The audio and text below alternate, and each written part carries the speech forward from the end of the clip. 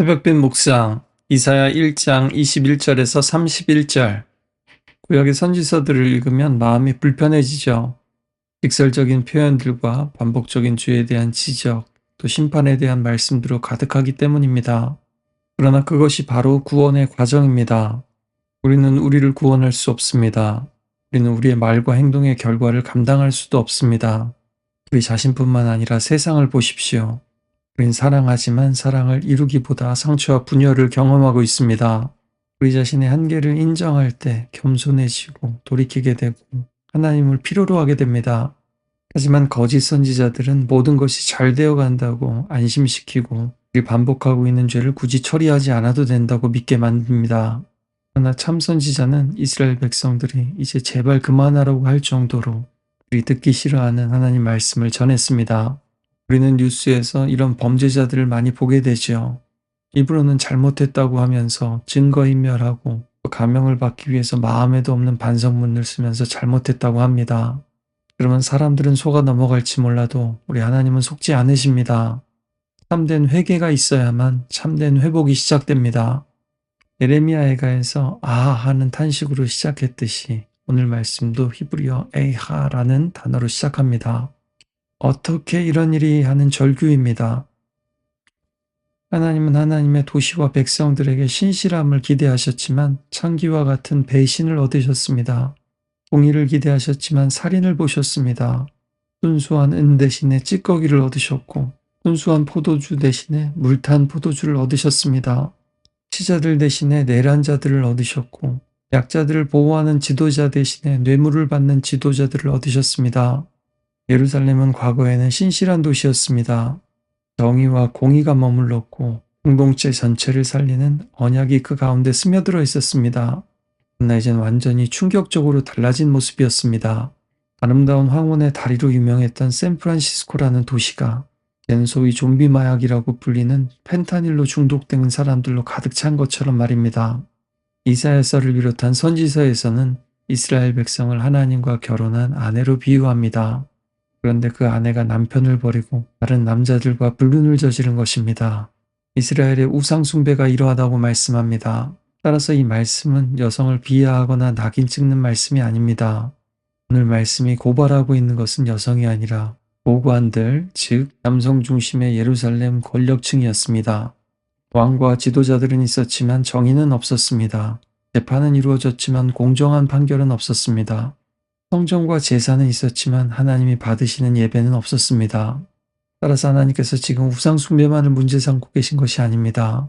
사법적인 부패와 사회적인 폭력, 경제적인 착취와 빈부격차를 문제 삼고 계신 겁니다. 이런 것들도 음행, 우상 숭배의 다름 아니라고 말씀하시는 겁니다. 사회가 이렇게 되는 것은 결국 개인들이 권리를 주장하면서 책임을 다하지 않고 정의가 아니라 편의를 선택할 때 그렇게 됩니다. 그러나 지금 예루살렘의 지도자들이 권력을 장악하고 있는 것처럼 보일지라도 최종적인 통치권은 우리 하나님께 있다라고 선포합니다. 그래서 하나님을 주, 만군의 여호와, 이스라엘의 전능자라고 소개합니다. 뿐만 아니라 더 충격적인 것은 이제 하나님의 대적과 원수가 이방 나라가 아니라 바로 이스라엘 자신이 되었다라는 사실입니다.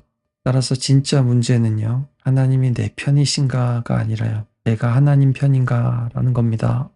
시편 30편 5편에서 그의 노여움은 잠깐이요 그의 은총은 평생이로다 라고 말씀하신 것처럼요. 이 심판에 대한 선고 이후에 하나님께서 회복을 약속하십니다. 내가 또 내 손을 내게 돌려 하실 때는 마치 손으로 치실 것처럼 말씀하시는데요. 내용을 보면 내 찌꺼기를 잿물로 씻듯이 녹여 청결하게 하고 내 혼잣물을 다 제하여 버리고 내 재판관들을 처음과 같이 또 내 보사들을 본래와 같이 회복할 것이다 라고 말씀하십니다. 하나님이 주시는 고난과 심판은 파괴를 위한 것이 아니라 순결함과 회복을 위한 것입니다.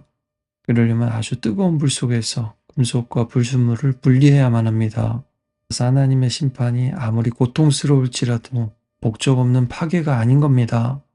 냇물로, 오늘날로 하면 낙수물로 그렇게 살균하고 표백하듯이 깨끗하게 한다라는 겁니다. 하나님께서 주시는 그 시련이 불과 같을지라도 우리를 정결하게 하고 또 회복하게 하십니다. 그리고 그것이 바로 앞으로 겪게 될 바벨론 포로 생활이기도 할 겁니다. 피오는 정의로 구속함을 받게 될 것이고 그 돌아온 자들은 공의로 구속함을 받게 될 것이라고 하십니다. 구원과 정의는 대립하지 않습니다. 하나님의 구원은 죄와 불의를 무시하고 그냥 넘어가는 면제가 아닙니다. 불의한 구조와 질서는 제거해서 공동체를 다시 정의롭게 만드는 것이 구원입니다. 그래서 28절은 반역자와 죄인이 설 자리는 없다고 말씀합니다. 판과 회개를 겪은 시온이 하나님의 회복을 경험하게 됩니다. 우리도 마찬가지라는 거고요. 그래서 십자가에서 하나님의 사랑뿐만 아니라 정의가 만족되었습니다. 그래서 우리는 예수님이 우리의 구원자이실 뿐만 아니라 피값을, 생명값을 내어주고 우리를 대신 사오신 구속자라는 사실을 믿습니다. 그래서 이 말씀 우리에게 선택을 요구합니다. 29절에는 너희가 기뻐하던 상수리 나무, 너희가 택한 동산이라고 말하죠. 우상을 택할 것인가, 하나님을 택할 것인가, 불의를 택할 것인가, 정의를 택할 것인가, 회개를 택할 것인가, 완악함을 택할 것인가. 이사의 시대뿐만 아니라 지금 우리에게도 도전합니다. 너희는 잎사귀 마른 상수리 나무 같을 것이요 물 없는 동산 같으리니 우리가 선택한 것이, 우리가 의지하는 것이 우리의 운명을 결정하게 될 겁니다. 종교성이나 선민사상은 이런 식의 사고를 제안합니다. 우리는 선택받은 백성이다. 예루살렘은 하나님께서 선택하신 도성이다. 따라서 결코 멸망하지 않는다. 그러나 오늘 말씀은 이렇게 교정합니다. 하나님께서 선택하신 사람답게, 도시답게 신실하고 정의로워야만 한다. 그렇지 않으면 내가 반드시 심판할 것이다. 또한 그렇다고 그것이 끝도 아니다. 그 심판 가운데서 회개하는 자들은 또한 반드시 구원받을 것이다. 여러분, 말씀을 듣고 기도하고 예배드릴 때 하나님께서 위로와 평안을 주실 겁니다. 그러나 때로는 하나님께서 우리를 한계까지 몰아가시고 절망하게 하고 절규하게 하고 다시 회개하도록 인도하실 겁니다. 그럴 때 오늘 말씀을 기억하면서 거기에 저항할 것이 아니라 그것이 끝이 아니라 과정이라는 사실을, 또 우리가 그 과정을 겪어야만 정금 같은 믿음으로 나오게 될 것이다 라는 사실을 믿고 철저하게 회개해서 놀라운 회복을 경험하시기를 주님의 이름으로 축복합니다.